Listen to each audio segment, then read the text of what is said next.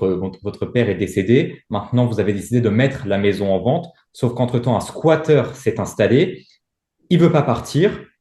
Et derrière, que s'est-il passé? Alors déjà, moi, j'ai engagé des poursuites légales, hein. J'ai prouvé que c'était ma propriété. J'ai envoyé une lettre au préfet avec toutes les pièces demandées, les plaintes, les choses comme ça. Et on m'a retorqué que, en fait, ce monsieur avait déclaré que la maison était ouverte. Donc, c'était pas grave qu'il soit rentré chez moi. Il n'y avait pas de squat.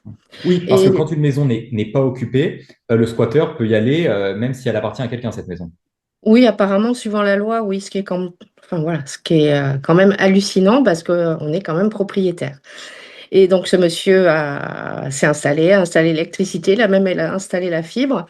Et fin septembre, alors il faut savoir que c'est un individu quand même qui n'est pas blanc-bleu, on va dire, hein, qui a quelques démêlés avec la justice apparemment, et il s'est fait agresser. Et les deux personnes qui l'ont agressé ont été interpellées et celles-ci ont déclaré que en fait c'était moi qui avais tout commandité pour le faire partir. Donc je me suis retrouvée en garde à vue. Et tout ça, ça vous a quand même fait perdre 80 000 € Ouais. sur la vente de la maison.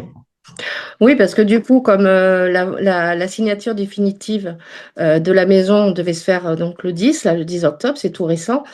Effectivement, dans la promesse de vente, le bien devait être libre d'occupants et de biens, comme ils mettent. Et en fait, il y avait quelqu'un. C'est pas normal. Moi, mon papa, il s'est saigné toute sa vie pour que j'ai des biens voilà, à son décès. Déjà, c'est difficile de perdre un parent et en plus, on est taxé par les impôts, c'est pas possible. On vous prend un quart de votre héritage. Et en plus, il nous arrive des affaires comme ça à cause de gens qui ne travaillent pas, qui vivent au crochet de la société. Moi, je bosse. Mon père a bossé toute sa vie et on est en train de tout me prendre. Et en plus, je pars en garde à vue. Enfin, voilà, regardez-moi, franchement.